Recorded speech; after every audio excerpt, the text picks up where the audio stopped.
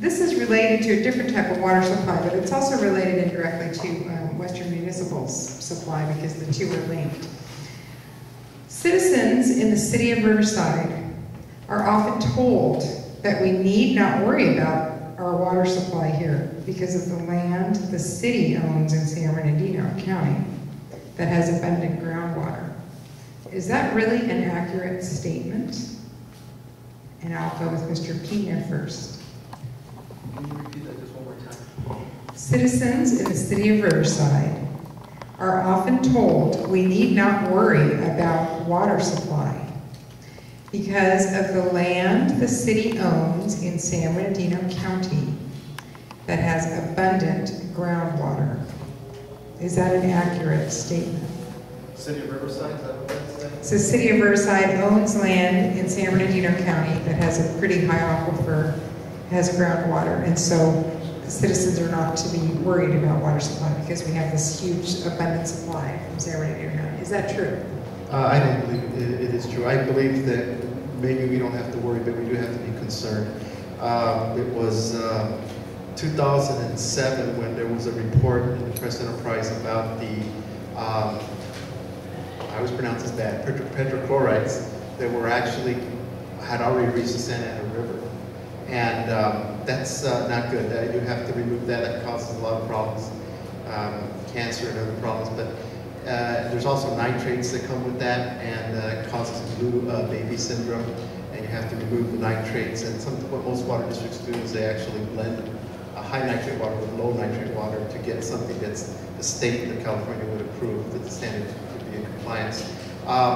We have to be concerned because it's been proven that these petrochemicals from, most people believe it's from the rocket plant from the 1940s, I think it ran all the way to 1958 or something like that, over there near Rialto, near Fontana area, that actually is traveling. It's unfortunate, it is traveling.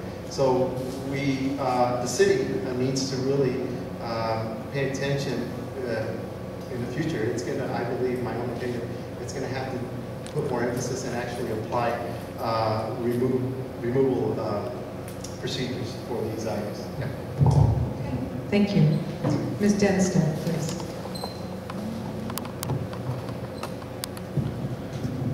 Actually, it's a very interesting thing that I found out just a couple of years ago. I found out that Riverside actually is the largest property owner in San Bernardino County. Isn't that interesting?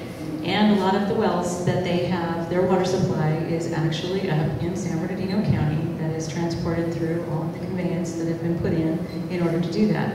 I understand that the groundwater table up there is pretty high, it's pretty significant, and the supply is pretty generous. However, with that said, development happens, the drought has happened, water tables change, elements happen in the environment that change, and I think everything deserves a level of protection in order to guarantee its future existence.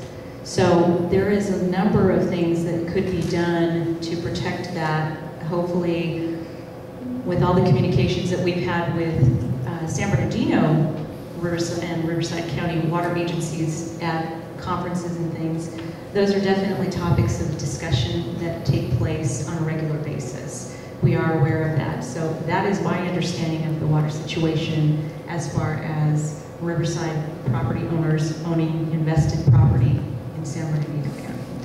Okay. Thank you. Mr. Field, please.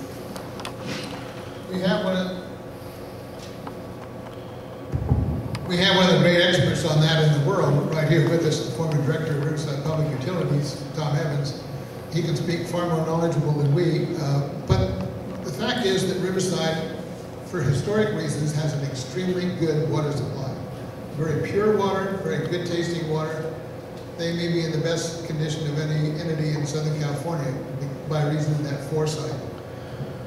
However, we've been working with them to share that. And that's what the transaction was that Tom was talking about earlier, is the wheeling agreement we had with the city of Riverside to use our wastewater from our wastewater plant and so forth to water schools, parks, golf courses, and Riverside Cemetery.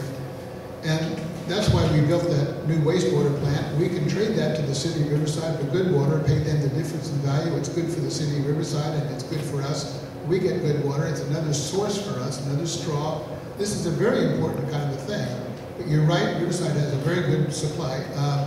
They have good electricity too. Riverside has the benefit of very far-sighted people that have created a framework in Riverside that's really quite strong. But Riverside's very good about it. They're responsible. They work with us and other agencies to resolve these problems. The perchlorate plume, the Rialto plume, is a massive problem, but it's really not the city of Riverside's problem. The Chino Basin Water Master Board, which I'm on, is trying to resolve the perchlorate plume issues. There's 2 plumes over there, and those are very significant. I spent all day today working on that, by the way. If anybody wants to know details, come see me. It's not bumper sticker mentality, folks. So we can't talk about it here in 2 minutes, but there are serious, serious problems with those perchlorate plumes, and they can do massive damage. We need to be on top of it. We are on top of it, but it's expensive. Like everything to do with water, it's expensive, and everybody wants the other guy to pay. So that's the way that is. Thank you very much. Thank you. Mr. Howland. I don't have much to add on this. I'm worried about the perchlorate bloom that you can see in the paper from time to time, and it doesn't sound very good, but we've already spoken enough on that. I don't think I can add anything other than you need to pay attention and read the paper and be careful. Thank you. And I know Mr. Evans has a lot to say on this issue, because I've heard him say it. 2 minutes worth, though.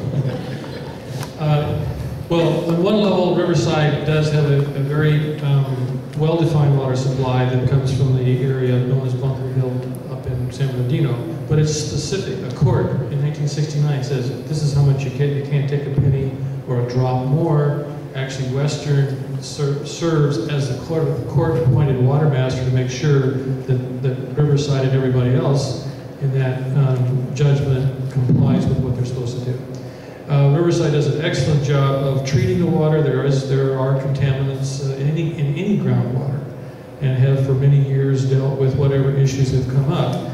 But the city is not sitting back complacent about, well, we've got all the water we need, we don't have to worry about conservation, because they have rebates. Of the $8 million in rebates I mentioned, some of those went to Riverside Public Utility customers, the school districts and others. So, and they passed a water efficiency ordinance so that future development and redevelopment is done in an efficient manner.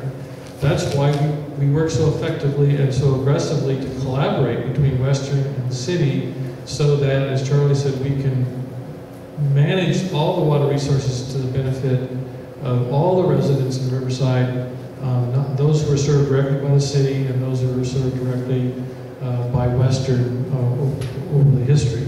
But there is not an unlimited amount of water that Riverside can use to meet its own needs. It's very specific and capped. And on very, very hot days, there are times when the city buys water from Western to supplement its own supplies.